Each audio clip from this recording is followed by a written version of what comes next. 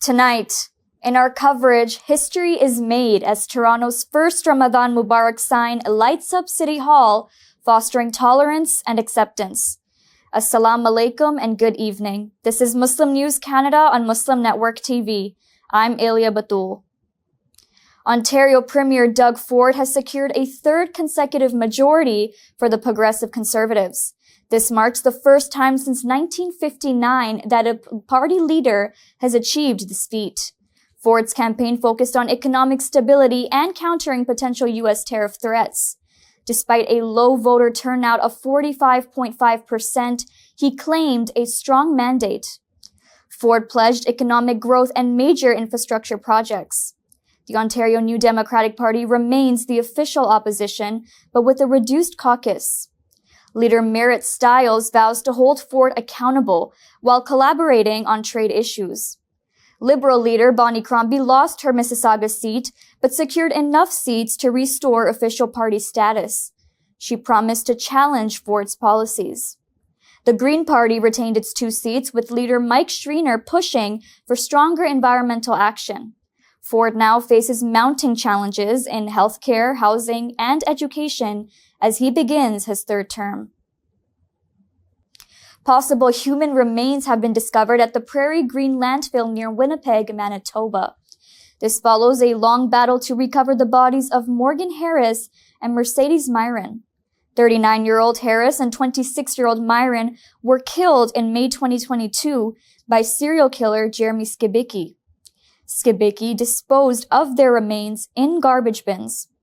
After authorities initially refused to search the landfills, efforts began late last year. For their families, the discovery brings a mix of pain and hope. Myron's sister, Jordan, thanked supporters, but admits the emotional toll is overwhelming.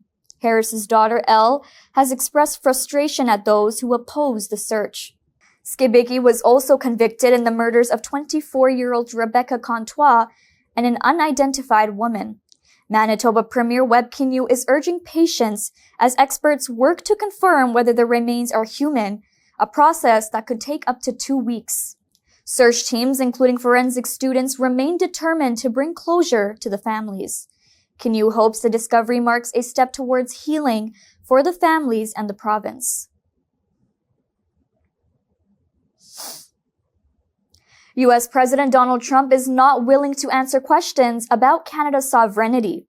This comes as Trump abruptly cut off a question about Canada during a joint press conference with UK Prime Minister Keir Starmer in Washington. The exchange occurred when a reporter asked Starmer whether King Charles has expressed concern over Trump's repeated claims about annexing Canada. Starmer dismissed the question, stating there was no divide between the two leaders. Before he could finish, Trump interrupted, saying, "That's enough." The press conference was intended to focus on the U.S.-UK defense and trade ties. Trump ignored follow-up questions about making Canada the 51st state. Since December, he has repeatedly referred to Canadian Prime Minister Justin Trudeau as governor. Annexing Canada would involve the British monarchy, as Canada is a Commonwealth nation. While King Charles has remained silent, experts say the monarchy plays a key role in safeguarding Canada's sovereignty. Trump's abrupt dismissal of the Canada question drew laughter in the room as he swiftly moved on to another journalist's inquiry. Ceasefire negotiations have resumed in Cairo as violence persists in Gaza and the occupied West Bank.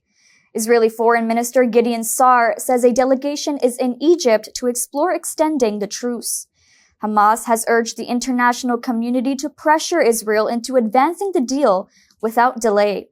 Despite ongoing discussions, tensions remain high. Israeli naval forces have reportedly fired on Palestinian fishermen sailing off the coast of Sudaniya, injuring several of them. A drone strike in Rafah has killed 18-year-old Rad Nidal al-Amwasi. In the occupied West Bank, Israeli military raids in Tulkarem and Nur Shams camps have displaced thousands.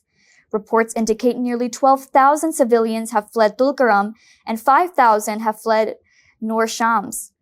Over the past month, at least 62 Palestinians have been killed in Israeli operations.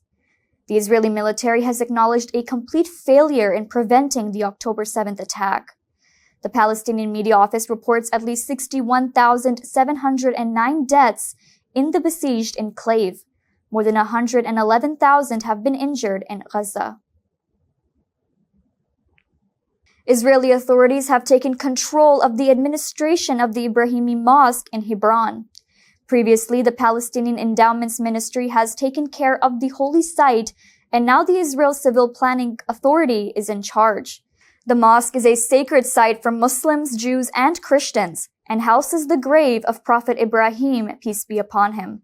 The move allows construction to resume on roofing a courtyard within the mosque. This is a long-standing demand by settlers who have used the space for worship since setting up a tent there 20 years ago. Israeli forces began construction last year, but halted following protests. The Palestinian Endowments Ministry has rejected the decision, asserting its authority over the site. Hamas condemns the takeover, calling it an attack on Islamic holy sites and warning of further Israeli expansion. The decision coincides with the 31st anniversary of the Ibrahimi Mosque massacre, which Hamas claims is part of broader efforts to assert Israeli control over Palestinian religious landmarks.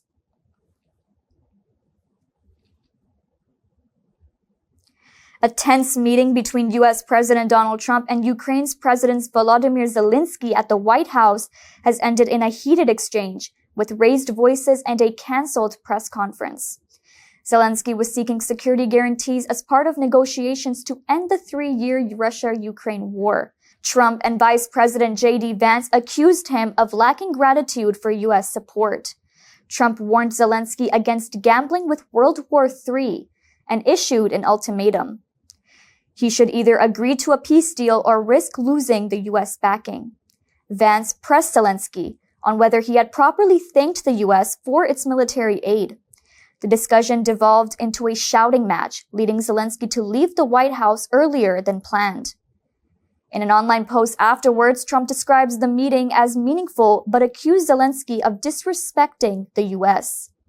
Zelensky's delegation remained in Washington, expected to finalize an economic agreement aimed at financing Ukraine's reconstruction.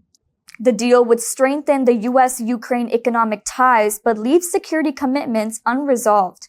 The meeting revived tensions from Trump's first term, where he delayed military aid to Ukraine. He was later impeached over allegations of pressuring Zelenskyy to investigate political rival Joe Biden.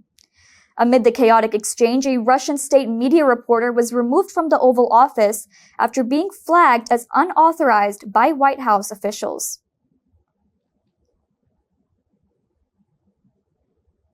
Toronto has made history today with the installation of its first ever Ramadan Mubarak sign outside City Hall. The illuminated display at Nathan Phillips Square marks a significant moment for the city's Muslim community as Ramadan approaches. A high school student and president of the Toronto Youth Muslim Council, Layla Suleiman, is behind the initiative.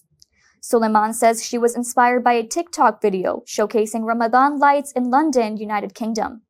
She says she felt a similar display in Toronto would foster unity among the city's diverse Muslim communities and encourage cultural reflection. Suleiman set out to bring the idea to life by partnering with middle and high school students from the Coalition of Single-Sex Schools of Toronto, the Toronto Youth Muslim Council, and the Toronto Islamic Centre. Together, they launched a fundraiser on February 3rd. It aimed to raise $27,685 before the first night of Ramadan. The campaign has been a success, and today the Ramadan Mubarak sign stands as a vibrant symbol of inclusivity and celebration. The initiative not only recognizes the significance of the holy month, but also highlights Toronto's commitment to cultural diversity and representation. This milestone comes as millions of Muslims across Canada prepare to begin fasting for Ramadan. That's all from our Toronto studios. Thank you for watching Muslim News Canada. We are a community channel dedicated to bringing you stories you can trust. Please like, share, and subscribe to our content. You can also comment to let us know what you think of our coverage. You can donate now by visiting muslimnetwork.tv/donate. For more content, keep watching Muslim Network TV.